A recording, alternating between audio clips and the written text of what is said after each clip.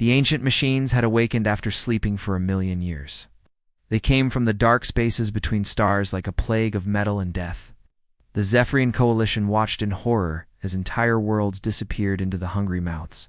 Of the mechanical spheres, Commander Zathera stood before the great crystal viewing wall of her ship, watching her home planet slowly die. The beautiful blue-green world that had taken billions of years to grow was being stripped bare in mere days. Mountains of crystal and forests of singing stones were being ground into raw material for more machines. Her people, the Vorthok, had never known such terror. The crystalline being's body flickered with colors of deep sadness as she turned to her communications officer. "Send the message again," she said, her voice like wind chimes in a storm. "Broadcast it on every frequency. We know someone must hear us." On the bridge around her, other members of the coalition worked desperately at their stations. Flowing Wind, a Namari who looked like a living cloud of silver gas, floated near the sensor array. The gas creature's form rippled with worry as it processed data from across the galaxy. Rooted deep, a sylvan that resembled a walking tree, with flowers for eyes, grew new communication organs from its bark-like skin. Trying to boost their signal strength, these three species had lived in peace for thousands of years. The Vorthok built with a living crystal that sang in harmony. The Namori floated through gas clouds, creating art with weather patterns. Sylvan grew cities that were also gardens, where every building was alive and beautiful. They had never needed weapons of war because they had never known war.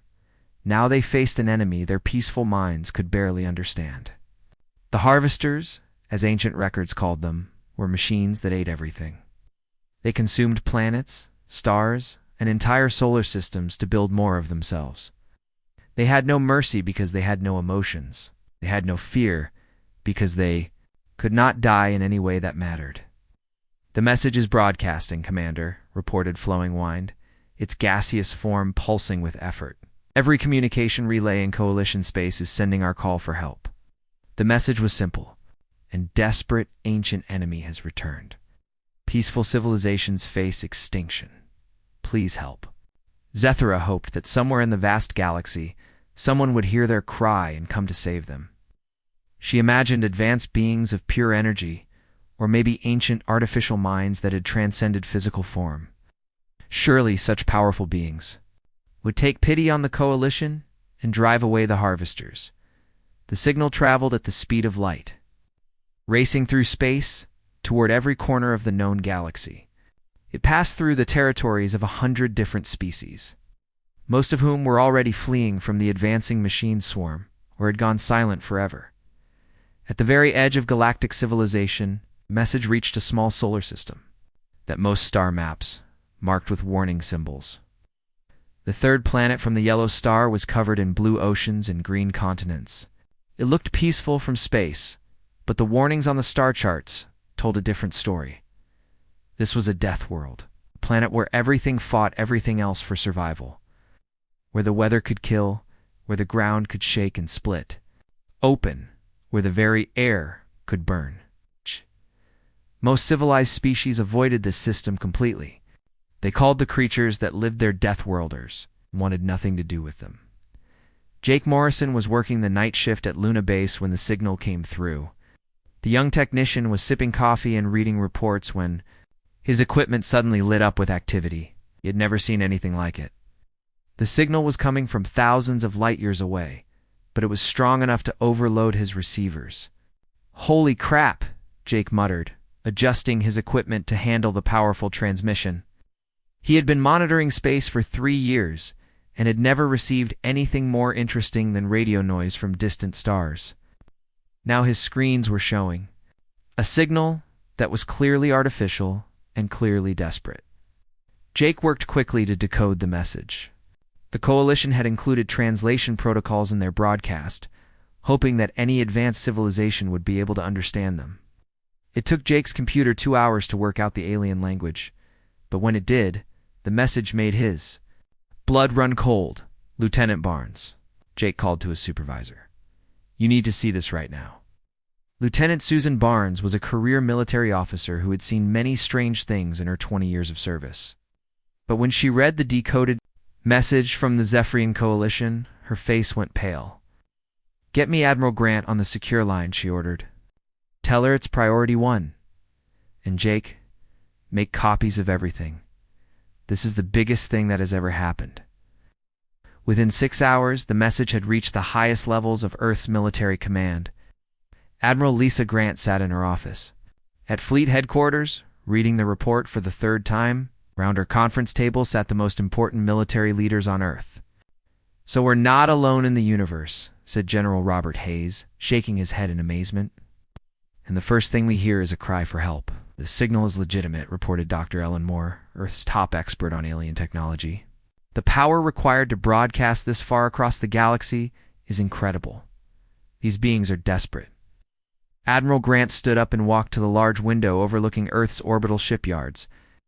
Hundreds of warships floated in the darkness of space, the most advanced military force humanity had ever built.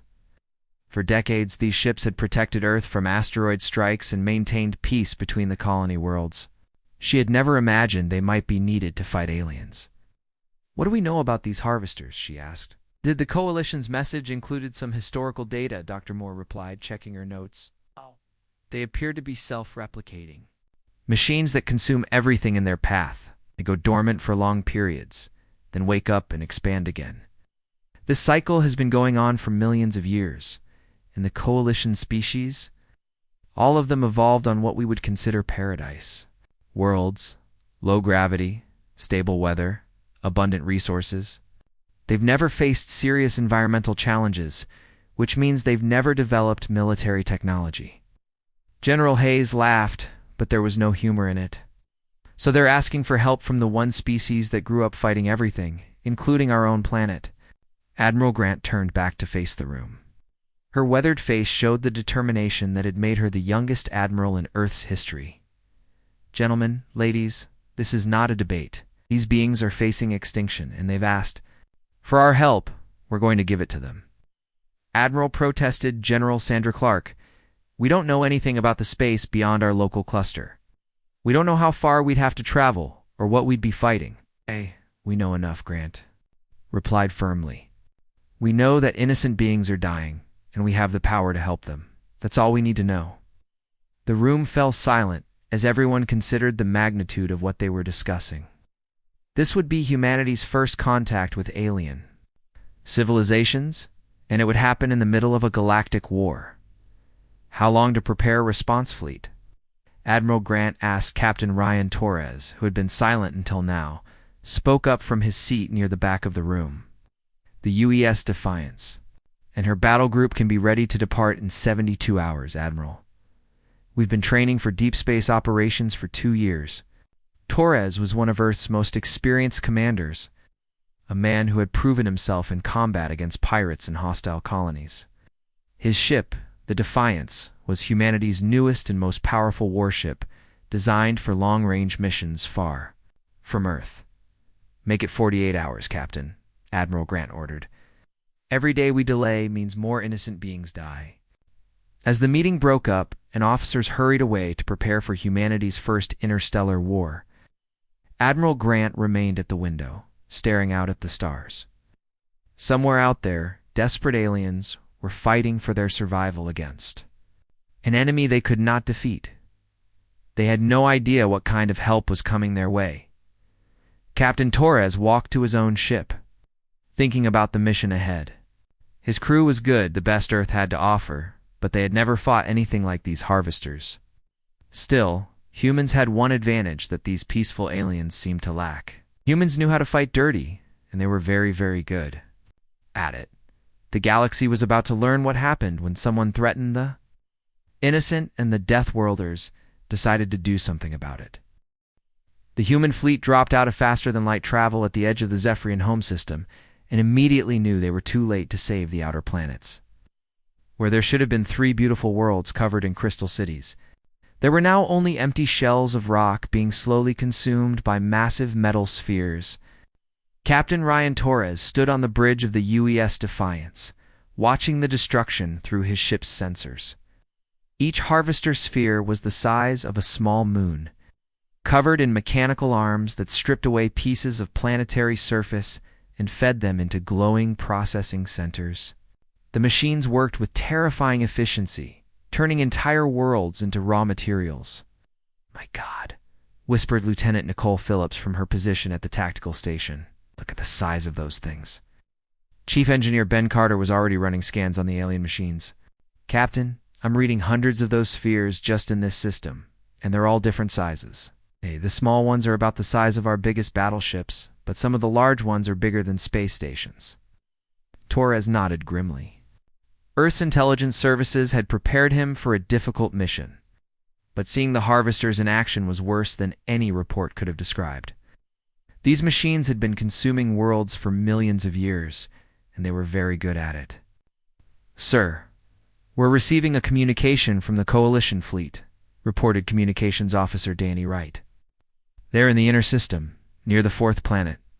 "Put them on screen," Torres ordered. The main viewer flickered and showed the bridge of an alien ship unlike anything humans had ever imagined.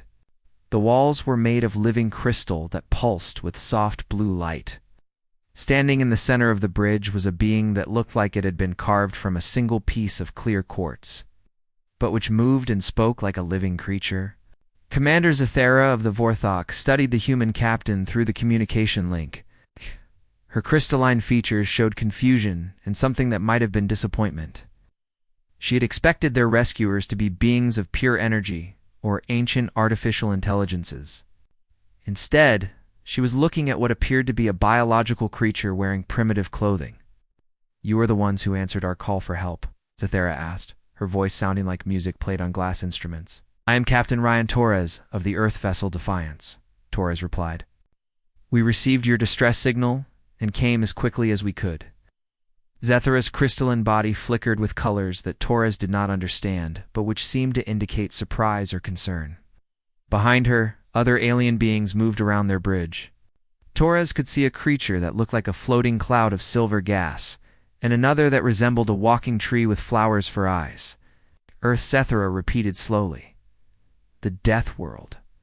You are made of meat and bone, yes? How can organic beings possibly help us against machines that have consumed 1,000 worlds?" The blunt question caught Torres off guard. He had expected many things from first contact with aliens, but not immediate dismissal based on his biology. "We may be made of meat and bone," Torres said carefully, "but we've survived on our world for millions of years. We know how to fight." "Fight?" The crystalline being's colors shifted to what Torres suspected was amusement or disbelief. "Captain Torres, these machines adapt to any weapon used against them. Our energy-based defenses became useless within hours of first contact. They learn from everything we do and become immune to our tactics." Behind Torres, Lieutenant Phillips was studying the sensor readings from the Coalition fleet. What she saw concerned her greatly. The alien ships were beautiful works of art, with flowing curves and elegant designs, but their weapons appeared to be focused energy beams that barely scratched the harvester holes. Captain Phillips said quietly, "Their weapons are all energy-based, plasma beams, particle accelerators, things like that. But look at these readings from the harvester spheres. They're absorbing the energy and redirecting it." Chief Engineer Carter looked up from his console with excitement. "Captain, I think I know why their weapons don't work. These harvesters were designed to fight civilizations that use energy weapons. They've probably been doing it for millions of years, but they might not have defenses against kinetic weapons." Torres felt a small smile cross his face. Kinetic weapons were humanity's specialty. Bullets, missiles, railgun projectiles, anything that relied on mass and velocity rather than energy. Human warships carried weapons that could punch holes through solid metal using nothing but speed and physics. Commander Zathera Torres said, turning back to the alien on his screen, "We'd like to coordinate our attacks with your fleet. Perhaps our different approaches to warfare can complement each other." And the Vorthok commander's colors shifted again, this time to what Torres was beginning to recognize as skepticism. "Very well, Captain Torres. But please understand that we are not warriors. My people have never known violence. We will follow your lead, but we cannot guarantee our effectiveness in combat." The first joint operation was planned as a simple probe of the Harvester defenses. 3 coalition ships would approach one of the smaller spheres and engage it with energy weapons. While the machine was distracted, the Defiance would attack from a different angle using kinetic projectiles. Torres watched from his bridge as the elegant alien ships glided through space toward their target. The lead ship, a beautiful crystal construction that looked more like a work of art than a warship, fired first. Beams of pure energy lanced out toward the Harvester sphere, striking its surface with brilliant flashes of light. The machine's response was immediate and terrifying. The energy from the coalition weapons was absorbed into the sphere's hull, and then redirected back at the attackers as a focused beam of a destructive force. As one of the alien ships, a living vessel that appeared to be grown rather than built, took a direct hit and began to break apart. All ships, this is Captain Torres. He broadcast on the emergency frequency. Coalition vessels withdraw immediately. We're coming in. But as the human ship accelerated toward the Harvester, something went wrong. The coalition ships, seeing the massive human warship charging directly at the enemy, panicked and fled the battle zone in their haste to escape.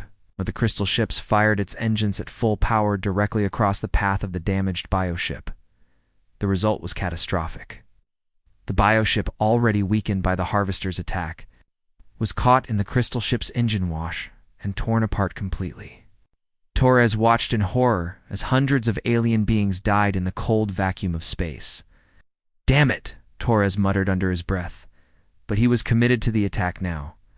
The Defiance opened fire with its railguns, sending solid tungsten projectiles at incredible speed toward the Harvester sphere. The effect was immediate and dramatic. The kinetic projectiles punched through the sphere's hull like bullets through paper, the machine designed to absorb and redirect energy, and no defense against simple chunks of metal moving at significant fractions of light speed. The Harvester sphere shuddered and began to list to one side as its internal systems were damaged. For the first time since the ancient machines had awakened, one of them had been seriously hurt, but the victory felt hollow. An entire ship full of innocent beings had died because of poor coordination and panic. Torres knew that before humans and aliens could fight together effectively, they needed to understand each other much better. The communication from Commander Zethara came an hour later, and her crystalline features were dark with anger and grief. "Captain Torres," she said, her musical voice now cold and harsh, "your reckless attack cost us the lives of 300 Sylvan beings. Rooted Deep was the oldest of his kind, a being who had lived for over 1,000 years and had never harmed another living creature." Torres felt the weight of command settling heavily on his shoulders. "Commander, I'm deeply sorry for your losses. The death of your people was not intentional, but I take full responsibility for the failure of our coordination." "Responsibility?" Zethara's colors flared with what was clearly rage. "You charge into battle like a wild animal, and you think responsibility means anything to the dead?" Behind the Vorthok commander, Torres could see other alien beings working at their stations. The floating gas creature, flowing wind, rippled with patterns that suggested deep sadness. The remaining Sylvan representatives seemed to be communicating through flashing lights in their flower-like organs. And Torres suspected they were discussing whether to continue working with the humans. "Your methods may have damaged one of their machines," Zethara continued, "but at what cost? We are not warriors, Captain Torres. We do not trade lives for military objectives." Perhaps it was a mistake to call for help from Deathworlders. The communication ended abruptly, leaving Torres staring at a blank screen. Around him, his bridge crew worked in uncomfortable silence. They had come to help save innocent beings from extinction, but their first joint operation had resulted in the death of those same innocents. "Captain," said Lieutenant Phillips quietly, "maybe we should reconsider our approach. These beings think completely differently than we do." Torres nodded slowly. The aliens were right about one thing. Humans were warriors who had learned to accept casualties as part of achieving victory. Captain Ryan Torres knew he had one chance to fix the disaster that First Contact had become. The Coalition fleet was preparing to leave the system, unwilling to work with humans who they saw as reckless killers. But if the aliens left now, both species would face the Harvesters alone and both would die. Torres made a decision that went against every military protocol he had ever learned. He sent an open message to Commander Zathera, broadcast on frequencies that every ship in both fleets could hear. "Commander, I know you think we're monsters. Maybe you're right. Those machines out there don't care if you're peaceful or violent. They're going to kill everyone in this galaxy, and right now, we're the only ones who know how to hurt them." The response came quickly. Zathera's crystalline features appeared on every screen in the human fleet, her colors flickering with barely controlled anger. "Captain Torres, your people have proven that you care nothing for innocent lives. Why should we trust you with ours?" Because Torres replied, "I'm willing to let you see exactly what we are. Bring observers to our ships. Watch how we fight, how we think, how we prepare for war. If you still think we're monsters after that, you can leave and we won't stop you." The bridge of the Defiance fell silent. Lieutenant Nicole Phillips stared at her captain in shock. Allowing aliens onto human warships during combat operations violated so many security regulations that she couldn't count them all. "Sir," she said quietly, "are you sure about this?" Torres nodded grimly. "It's the only way, Nicole. They need to understand us, and we need to understand them." 3 hours later, Torres stood in the main hangar bay of the Defiance as an alien shuttle docked with his ship.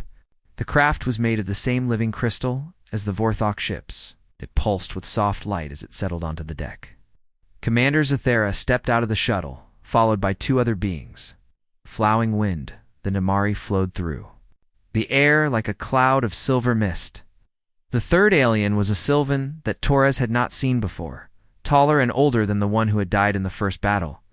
Its bark-like skin was covered with small flowers that opened and closed as it breathed. "I am rooted deep in sorrow," the plant being said in a voice like rustling leaves. "I speak for those who died because of your tactics." Torres felt the weight of guilt settle on his shoulders again. "I'm truly sorry for their deaths. We came here to save lives, not to take them." "Then show us," Zathera said coldly. "Show us how creatures who fight their own planet learn to wage war." Over the next several hours, Torres gave the aliens a complete tour of human military doctrine. He showed them the weapons bays where railguns fired solid metal projectiles at tremendous speeds. He explained how kinetic weapons worked by transferring energy through impact rather than through energy beams in the Marine barracks. Sergeant Kelly Park demonstrated human combat training. The aliens watched in fascination and horror as Marines practiced fighting in damaged ships, in zero gravity, and in hostile environments. They saw humans training to board enemy vessels and fight hand-to-hand in cramped corridors. "You trained to fight inside enemy ships?" Flowing Wine asked, its gaseous form rippling with confusion. "Why would you enter a place where the enemy has every advantage? Because sometimes it's the only way to win." Sergeant Park replied simply, "If you can't destroy something from outside, you go inside and destroy it from within." The concept was alien to the Coalition beings. Their energy weapons were designed for long-range combat, where ships fought at safe distances. The idea of deliberately entering an enemy vessel and fighting at close quarters was completely foreign to their peaceful nature. Chief Engineer Ben Carter took the aliens through the ship's technical specifications, explaining how human vessels were built to withstand damage and keep fighting even when heavily damaged. The aliens were amazed by the redundant systems, the armor plating, and the emergency repair protocols. "Your ships are designed to be hurt," observed Rooted de Pincero. "Our vessels are grown to be perfect. When they are damaged, they die. Nothing's perfect in battle," Carter explained. "So we build things that can take a beating and keep working." But it was Lieutenant Phillips who provided the moment that changed everything. She was explaining human tactical doctrine when Zathera asked a question that stopped everyone cold. "Why do your people volunteer for missions where they will certainly die?" Phillips was quiet for a long moment, thinking about friends she had lost in combat against pirates and terrorists. Finally, she looked directly at the crystalline alien commander. "Because sometimes one person dying means 100 others get to live. We don't like it, but we accept it when we have to." "This makes no sense," Zathera replied. "How can death ever be acceptable? "Let me show you something," Philip said. She called up a recording from the ship's computer, a helmet camera feed from Corporal Dan Mitchell during a raid on a terrorist. Based 2 years earlier, the aliens watched as human soldiers advanced through corridors filled with automated defenses. They saw Marines take hits and keep moving, saw them drag wounded comrades to safety, saw them push forward even when they knew they might not survive. The recording reached its climax when Corporal Mitchell found himself trapped in a room with a bomb that would kill everyone on his team if it exploded. Without hesitation, he told his squad to run and then threw himself on the device to contain the blast with his own body. "He saved 12 people by sacrificing himself," Phillips explained quietly. "We gave him the highest medal our military has. But more importantly, those 12 Marines went home to their families." The aliens were silent for a long time. Finally, rooted deep in sorrow, spoke, his flowers closing and opening slowly. "We begin to understand. You do not fight because you love death. You fight because you love life enough to die for it." The breakthrough came when the Harvesters launched their next attack. A group of medium-sized spheres approached the coalition. Fleet and Torres suggested a joint operation. But this time he had a different plan. "We'll provide covering fire while your ships evacuate any civilians," he told Zathera. "Once they're safe, we go in together. Your energy weapons to distract. Them, our kinetic weapons to damage them." "And if we take casualties?" Zathera asked. Torres met her crystal gaze directly. "Then we mourn them and keep fighting. Because the alternative is that everyone dies." The battle went better than anyone expected. The coalition ships used their superior speed and maneuverability to keep the Harvesters busy while human vessels moved into position. When the Defiance opened fire with railguns, the kinetic projectiles punched through the machine hulls and caused significant damage. But the real surprise came when Sergeant Park led a boarding party onto a damaged Harvester. The Marines, accompanied by a volunteer team of Vorthok engineers, fought their way to the machine's central processing core. "Commander." Zathera watched through helmet cameras as the humans and aliens worked together in the cramped corridors of the enemy ship. She saw Park's Marines take hits from defensive systems, but keep advancing. She saw Vorthok engineers use their crystalline bodies to conduct energy around damaged systems, allowing the humans to plant explosives. When Corporal Mitchell sacrificed himself to ensure the team's escape by manually detonating the charges, Zathera finally understood what Phillips had tried to explain.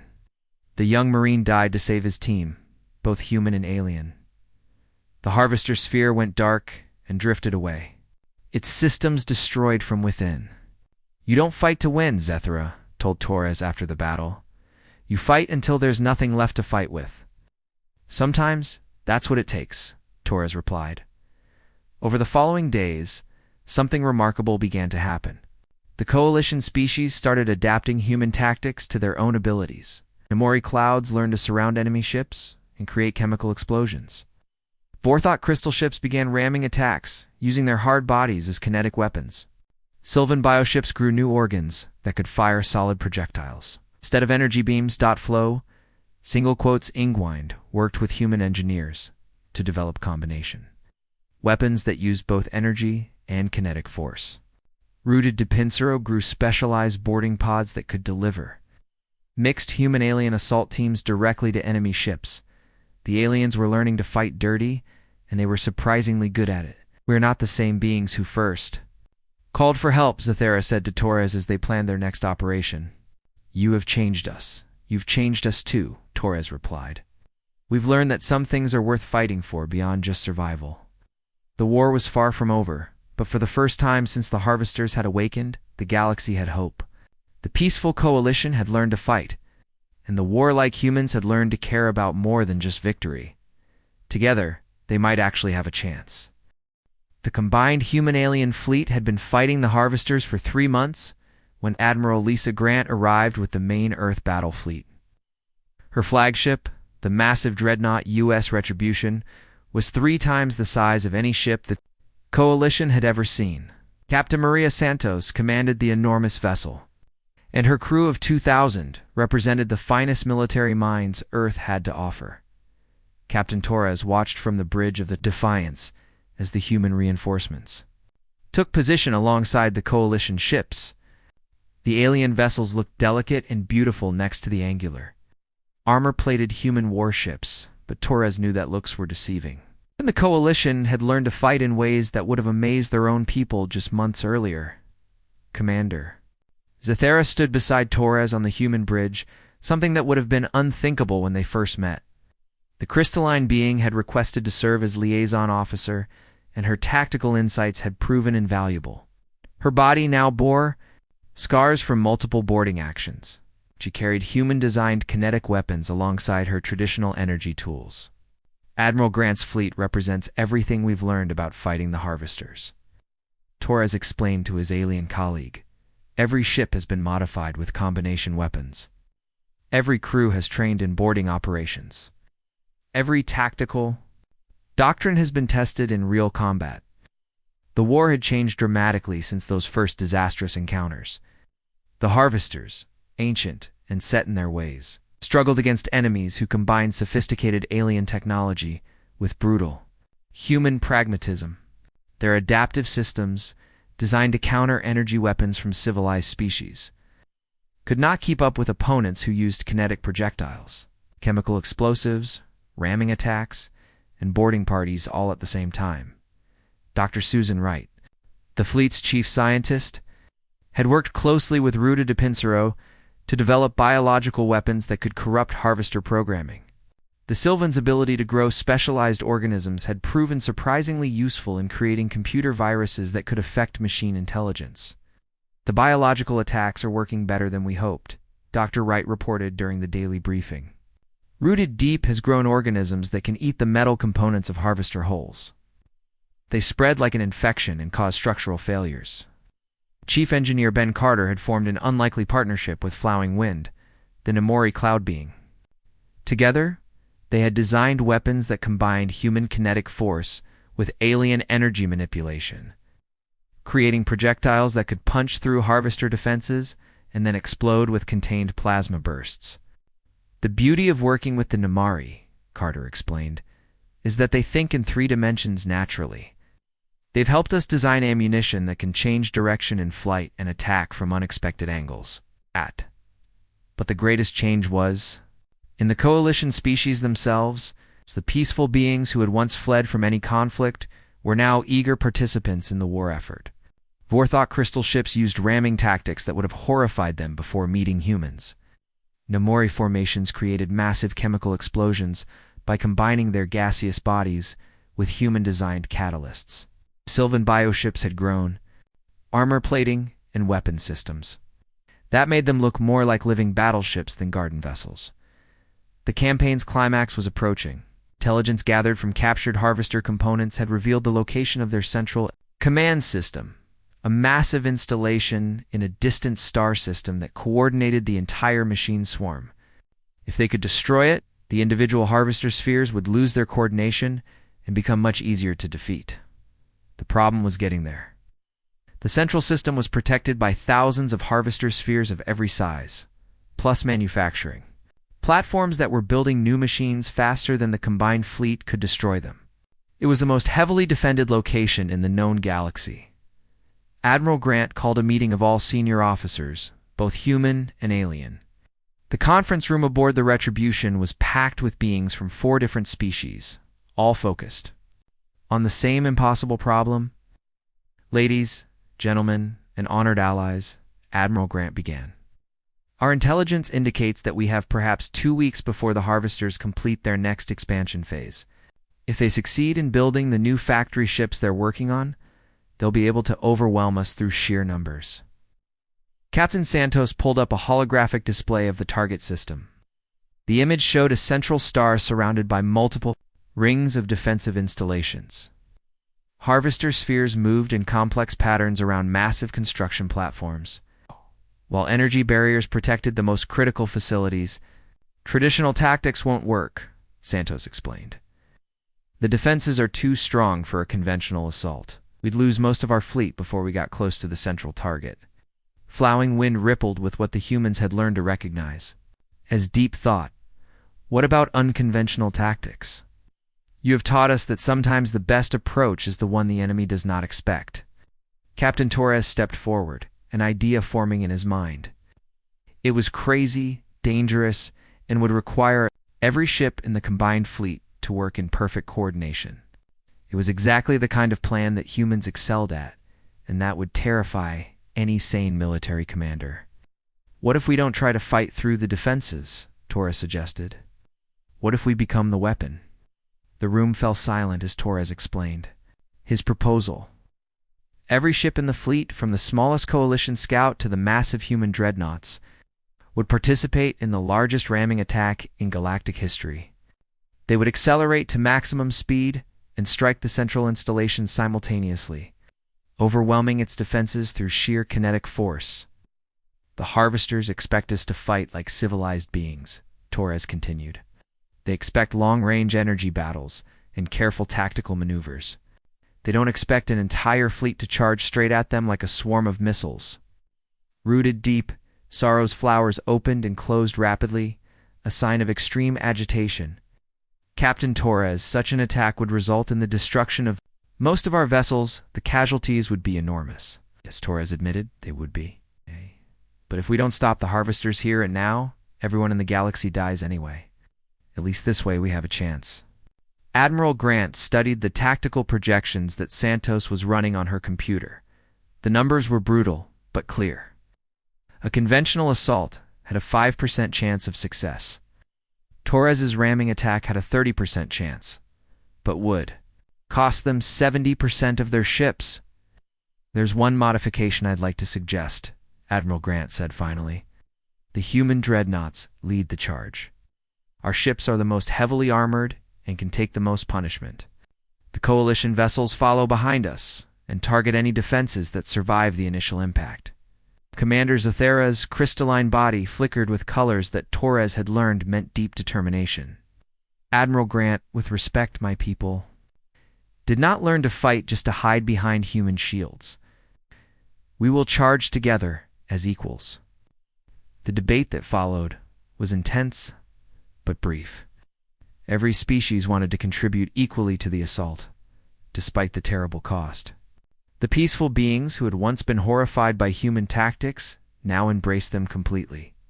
Sergeant Kelly Park, promoted to lieutenant after her success in boarding operations, raised a practical concern. Even if the ramming attack succeeds, we'll need teams to get inside the central facility and plant charges. The structure is too large to destroy from outside. I'll lead the boarding party, Torres volunteered immediately. No, sir, Lieutenant Phillips said firmly. You're needed to coordinate the fleet attack. I'll take the boarding team. The argument that followed was settled by Commander Zathera. Captain Torres, Lieutenant Phillips, you both missed the obvious solution. This will be a joint operation with teams from all species. I volunteer to accompany Lieutenant Phillips. Over the next 48 hours, the combined fleet prepared for the most desperate gamble in galactic history. Human engineers worked with Sylvan biotechnicians to strengthen ship hulls for impact. Namari specialists helped design chemical charges that could be delivered by boarding teams. Vorthok crystal singers created harmonic frequencies that could disrupt harvester communications. The boarding teams trained together in mock-ups of harvester facilities.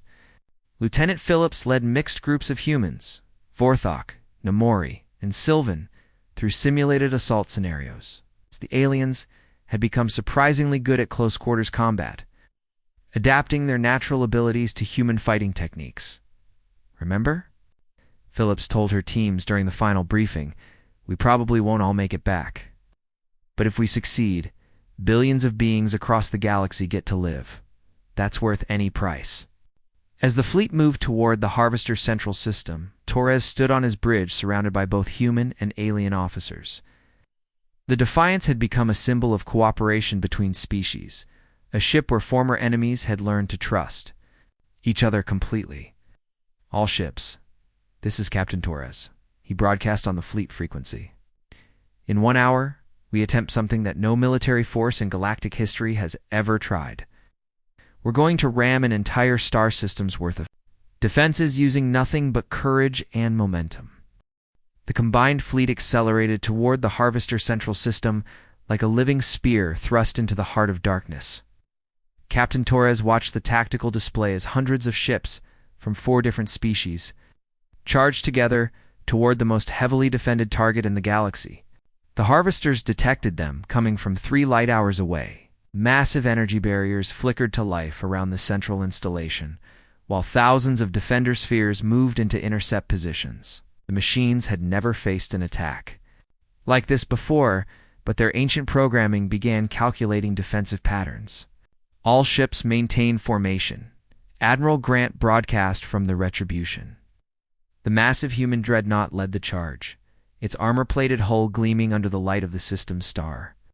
Behind her flew the other human capital ships, their crews prepared for the impacts that were coming. Commander Zathera stood beside Captain Torres on the bridge of the Defiance, her crystalline body pulsing with determination. Around them, the mixed human-alien crew worked at their stations with calm efficiency. They had trained for this moment for months, and everyone knew their role. First defensive line in 60 seconds, reported Lieutenant Nicole Phillips from her tactical station, reading over 200 harvester spheres moving to intercept. All coalition vessels execute pattern Delta, Torres ordered. This was the moment they had planned for. The alien ships, faster and more maneuverable than the human vessels, spread out into a complex formation that would confuse the harvester targeting systems. The Namori cloud ships were the first to make contact with the enemy. Flowing Wind and others of his species had learned to use their gaseous bodies as weapons, surrounding harvester spheres and then detonating themselves in massive chemical explosions. The results were spectacular and devastating. "By the ancestors," whispered Zathera, as she watched the Namari sacrifice themselves to clear a path for the main fleet. "They fight like humans now." The Vorthok crystal ships came next. They're hard, bodies glowing with stored energy as they rammed directly into harvester defenses. The crystalline beings had discovered that their natural form made excellent kinetic weapons when moving at high speed. Sphere after sphere was shattered by the impact of living crystal moving at relativistic velocities. The Sylvan bioships proved equally surprising. Rudadipinsaro and his people had grown their vessels into organic battering rams, covered with armor plating and equipped with explosive pods that could be jettisoned at the moment of impact. The plant beings, who had once created only beauty, now crafted destruction with terrifying efficiency. But it was the human dreadnoughts that broke through the main defensive line. The UES Retribution, followed by 6 other massive warships, punched through the harvester formations like bullets through tissue paper. Their heavy armor absorbed the enemy fire while their kinetic weapons returned devastating volleys. "Second defensive line approaching," Phillips reported. "Energy barriers are at maximum strength." This was the critical moment. The harvesters had activated their most powerful defenses, energy fields that could deflect or absorb any normal attack. But the combined fleet was not making a normal attack. Chief Engineer Ben Carter had worked with alien scientists to modify every ship's hull with special crystalline formations grown by the Vorthok. When the ships struck the energy barriers, these crystals would channel the barrier's own power back against itself, creating cascade failures in the defensive grid. The first human ships hit the barriers and exploded in brilliant flashes of light. But instead of being destroyed, the energy was absorbed and redirected by the alien crystal modifications. The barriers flickered and began to fail as their own power was turned against them. "Barriers are collapsing," shouted Communications Officer Danny Wright. "The path is clear, but the cost was enormous." The fleet had been destroyed or severely damaged in the first 2 minutes of battle. Ships that had taken months to build were gone in seconds, along with their crews. Torres watched the casualty reports scroll across his screen and felt the weight of command crushing down on him. "All boarding teams prepare for deployment," he ordered. There was no time to mourn the dead. The mission had to continue. "Lieutenant." Phillips led the assault teams toward the central installation, a massive structure the size of a small moon that housed the Harvester Master Intelligence. The facility was protected by automated defenses and patrolled by construction robots. But the main defensive fleet had been drawn away by the ramming attack. The boarding party consisted of 50 beings from all 4 species. The best fighters and technical specialists the fleet could provide, Phillips commanded the humans, while Zethra led the Vorthok contingent. Namori specialists flowed through the facility's ventilation systems, while Sylvan biotechnicians grew organisms that could interface with alien computer systems. Remember the plan, Phillips told her team, as their assault shuttle approached the installation. We have 20 minutes to reach the central core and plant the charges. After that, the harvesters will realize what we're doing and flood the facility with defenders. The shuttle bay of the harvester installation was larger than most human cities. Ancient machines moved through the vast space, constructing new harvester spheres with mechanical precision that had been perfected over millions of years. The assault team moved quickly through the shadows, avoiding the construction robots that could call for help. Sergeant Kelly Park led the advance team through corridors that seemed to stretch forever. The walls were covered with circuits and processors that pulsed with alien intelligence. Every surface was part of a vast computer system that coordinated the destruction of civilizations across the galaxy. "Contact front," Park reported as they encountered their first active defenses. Harvester security robots, sleek metal creatures with multiple arms and energy weapons, emerged from hidden panels to block their advance. The fighting was fierce and desperate. Human Marines used explosive charges and kinetic weapons, while Vorthok warriors struck with crystal blades that could cut through metal.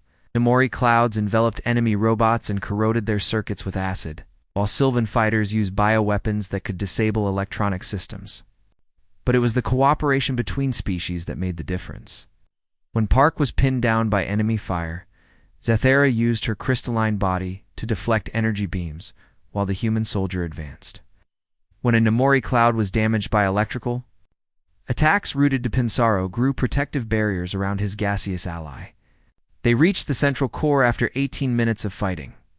The Master Intelligence was housed in a chamber the size of a cathedral, filled with organic circuits and mechanical processors that represented millions of years of accumulated knowledge.